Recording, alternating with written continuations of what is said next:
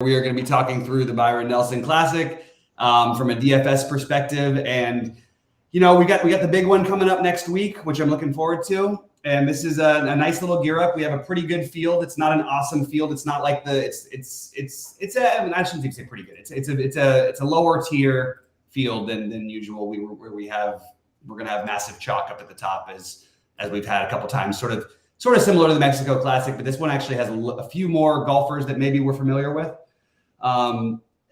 My first look at this is that I think you need to drive the ball here. I think you want the guys who can drive the ball and drive it accurately. So with that said, I'm ready to get going. Yeah, I don't think you need to play. Well, I guess let's get right into it. So again, we're going to go tier by tier. Now, there are only two guys in over 10K, but I think we'll keep it pure and we'll talk about it that way. Then we'll talk about each tier. Then we'll kind of like sum it up by playing a little game where we figure out who's going to win the tournament. Top 5, top 10, top 20. Pick one guy to miss the cut that's over 9K and kind of move on. The two guys that are over 10K that are left in the field are Scheffler and Hatton, and I think Scheffler is the best, probably going to win, right? He's the best golfer. He's priced accordingly, and he's likely to win. As far as DFS goes, yeah, I mean, I wouldn't mind playing him. It's not like one of those where I just am intentionally getting rid of the top price guys. So I'll probably end up with the field to some degree on him, maybe a little bit less, but not a big deal. I don't particularly feel as though you have to play Tyrrell Hatton. That's whenever you have a kind of a linear salary structure like this, where they have to put guys like near the top. I always just feel as though that I'm just gonna throw two names out here. So like you say Tyrrell Hatton at 10-1, and then you say I don't know Aaron Rye or at 7-5 or something like that. I just don't think that he's 2,600 better. You know what I mean? Like that's the best way I could describe this. So I don't think you have to play Tyrrell Hatton. So that's I guess the and again, the funny thing is sometimes like instincts kind of help with the salary. Like you remember last week we talked about it. What's the one thing that we said? Well, I don't know anything about anything, but Adam Scott shouldn't be 7,200. Yeah. Right. So anyway, I just don't particularly think that I need to play Tyrrell Hatton at that price. That's where I am with the over 10K tier. Yep, absolutely. And by the way, last week was a brutal one for me. When you decide to completely fade the mega chalk who wins the tournament, it's kind of tricky. Kind of tough to win after that. Do you mind pulling your screen up actually so we can just scroll down the other? Yeah, no problem. For what it's worth, like both of these guys, I understand they're going to be popular. There's going to be other guys we'll talk about, down the line. But you're going to have a lot of chalk here in the 9 and 10K range, and then it's going to dip. And we'll talk about that as we go along. But I don't know where I'm going to be in relation to the field with them. I think I'm going to figure it out as we go along here. But I definitely do have Hatton, and I actually do have Hatton and Scheffler as excellent plays. But down in the next range, I guess I'll start this one off. I don't mind Hideki as a pivot. Always going to be lower owned than he shows up on projections, as feels like. I love Tom Kim, young kid who I believe in the future, but I also think that like playing him as chalk is a little bit, feels a little nerve-wracking. Same with Jason Day. Jason Day is going to be maybe even as high owned as Scheffler. So of all the guys in this range, oddly, like I like KH Lee. I like Tom Kim, but I might fade just because of the ownership, and I like Siwoo a little bit as well. I'm not getting to Adam Scott, but I'd be willing to do it just based on ownership. Yeah, Jason Day at 30% ownership is just kind of not for me. I have him rated. Listen, I have him rated as like the second best overall play on the board, right? Yeah. So it's kind of hard. I hope I'm not being hypocritical, but 30% owned guys in golf is just kind of tough. Last week, it just looked like it was impossible for Cameron Young to fail. And barely made the cut. Just played around a couple of 4 rounds of golf. He wasn't terrible. He wasn't great. And 30% ownership in golf is rough business. You mentioned Tom Kim. Even I have him about over 20%. Even Hideki, who we usually talk about it, nobody playing. Even him, I have over 20. Kuchar, maybe a little bit lower. But the guy that you mentioned, that's the two guys you mentioned that have reasonable ownership are KH Lee and Siwoo Kim. So those are the two guys I think, at least in GPPs, I'd be willing to kind of play from this range. Those would be my two favorites. Mm-hmm. All right. Well, now we can move down into a range that I think that people are going to not ignore, but it's going to be much lower owned than what we just talked about. What do you like in the 8Ks? Yeah, it's funny. The last time we had this exact range, not this week, but the week before, we said, well, no one's going to have this guy. Nobody have this guy. Oh, but we forgot about this guy who's going to be 1,000,000% owned, and he ended up smashing. Yeah, that's the same guy. So Steven Jaeger is 8,200. I have it at 15% ownership right now. I think he could be higher at the end of the day. And I have as the best play under 9K. But then I also have Adam Hadwin, who is much less owned. So I would consider Hadwin as probably a good pivot off of what I think is going to be a chalky, but maybe a deservedly chalky Steven Jaeger. But I have those two as kind of my favorites. And then under that, I will go back to the ones. Well, I'll let you steal the thunder, I think, with one guy. But if you don't bring him up, I'll bring him up later. But I'll go back to Talon Hoagie again at 10% ownership at 8,500. He's okay. And if you don't bring up another guy, I'll bring him up later. Okay, I love Hoagie. I'm way in on that one. I'm trying to understand the projections I'm looking at right here, and I've got Benny on. I don't understand what's happening with these projections. There's something wrong with the SaberSim projection for him. Like, he's projected for 43 fantasy points. That's just a bizarre number for him. Okay. Is there something like? But I have no real feel for his ownership because of that they're showing him as 0% owned. Like, but I don't know. Is he not playing? That's what I was worried about. Like, is there something I'm missing that I haven't heard about yet? I don't even have him projected. I don't think he might have been. Literally might have happened this morning. I don't know. I just see him with a very strange. No, and I have him. He looks good here. I'll give him another look.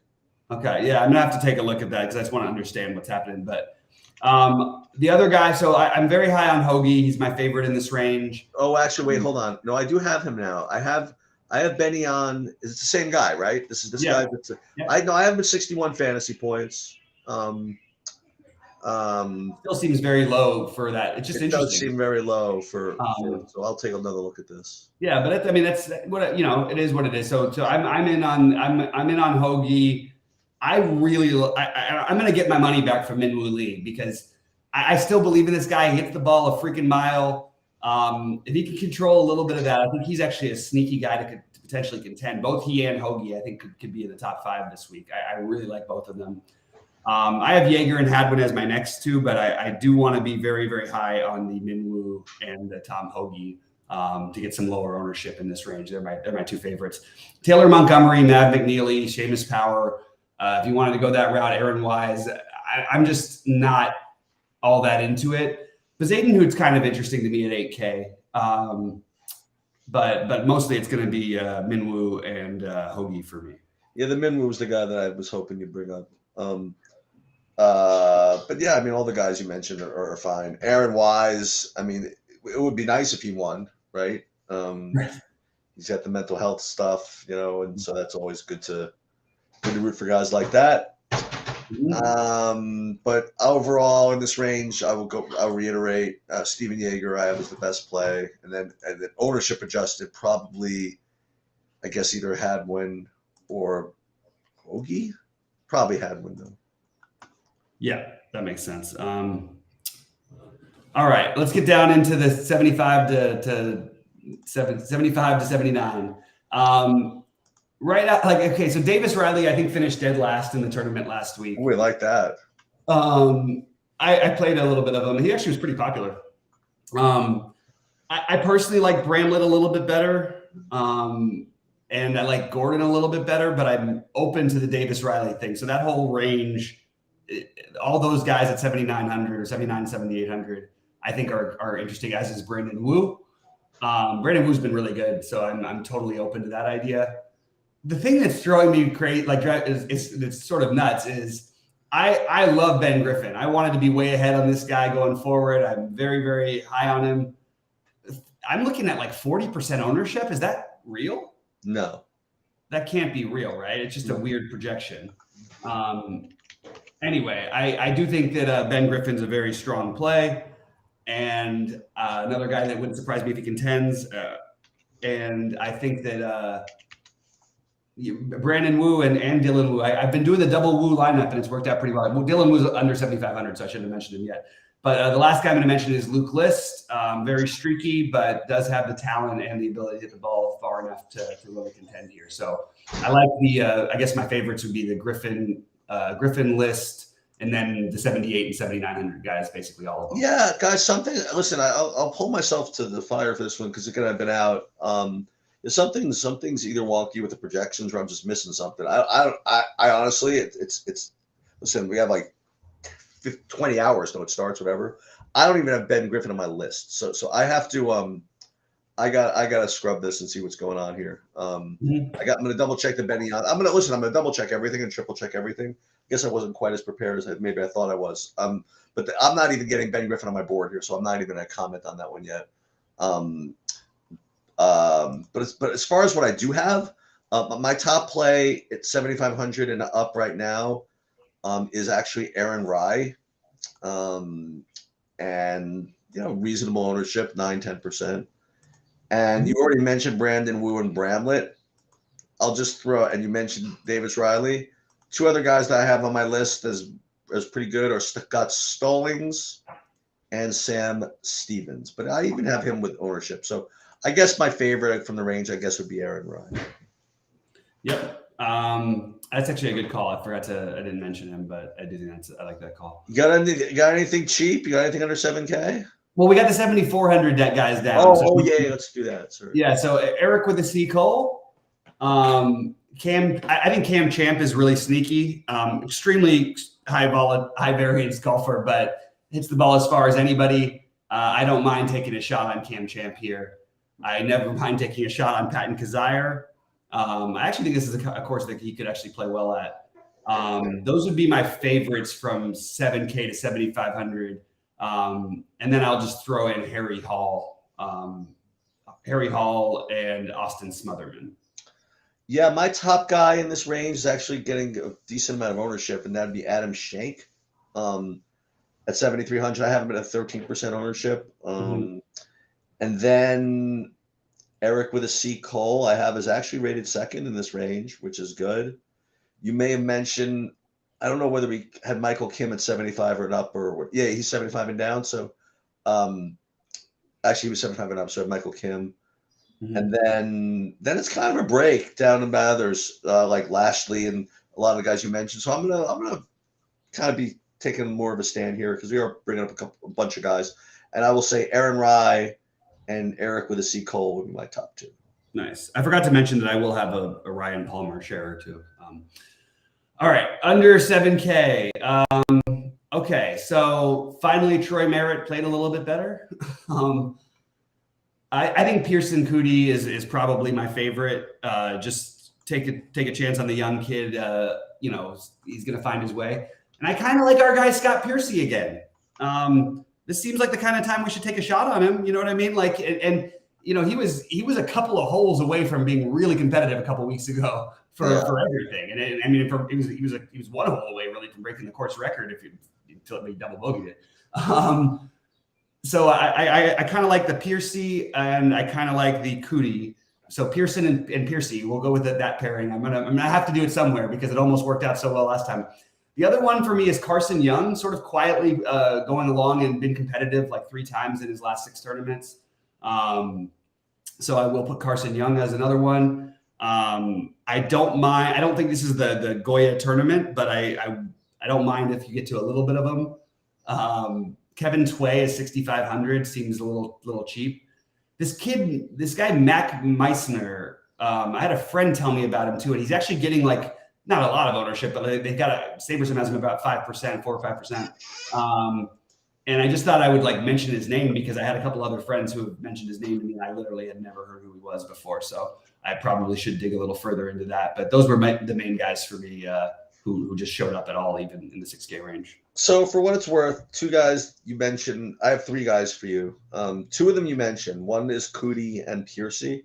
The other one, and listen, I'm just going to say what it is. My top projected guy below in this range is actually projected also to be 0.81% owned, and he's 6,500, and he is Vince Whaley. I don't know who that is, but that's who I have. So I'm just gonna have to be forced to play him. Now, in fairness, he's ranked like 55th, like on my board. But since we are doing it by ranges, and I'll probably have to play somebody from this range, he's gonna get in there. So that's kind of where I'm at with the 6,900s and below. That makes sense. All right, well let's talk about let's play the game here, and I'll let you go first. You could I think that we're going to probably think of the same person, but I have a couple pivots that I'm not going to name. So who do you have to win the tournament? Okay, so you'll be nice to me because I've been out. Okay, yeah, I'll take Scotty Scheffler to win the tournament. Okay, fair enough. I will take the guys I really wanted to. And maybe I'm not as confident as I thought I was in this one.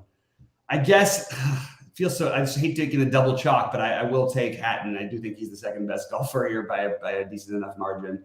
But I don't know. I was thinking about saying Tom Kim. I just couldn't quite get myself to say it. So I'm going to go Hatton, I guess. Well, so speaking of which then, okay, so you can go first to the next one. Like who under 10K is going to make the top 5?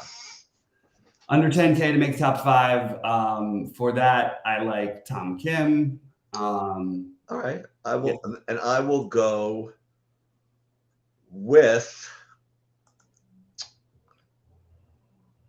with Jason Day. Jason Day, okay.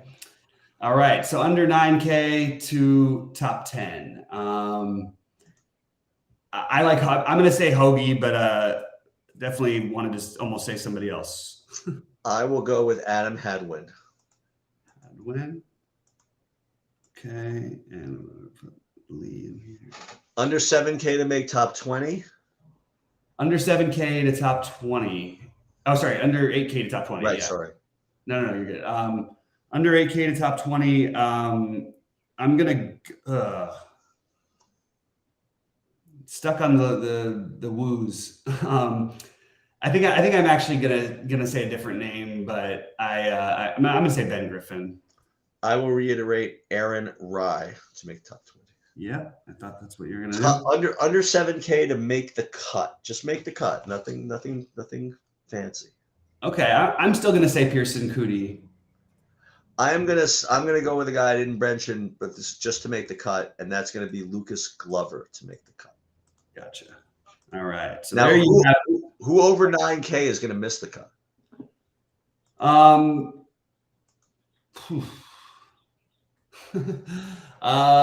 My guess is going to be.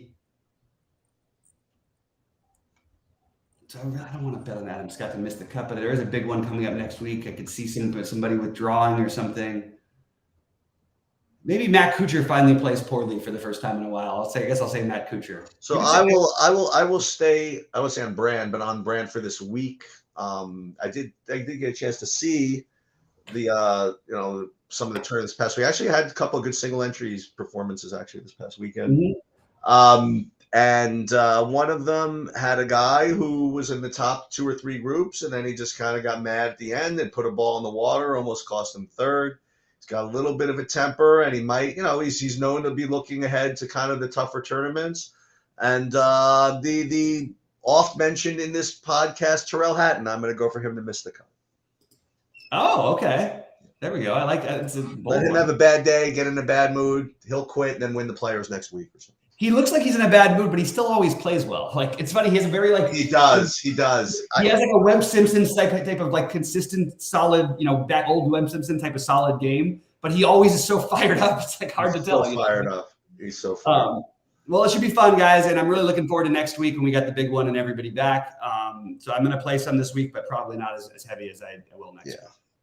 All right, sounds good. I apologize. I will be updating the projections at some point between now and when it starts, and I guess that'll do it.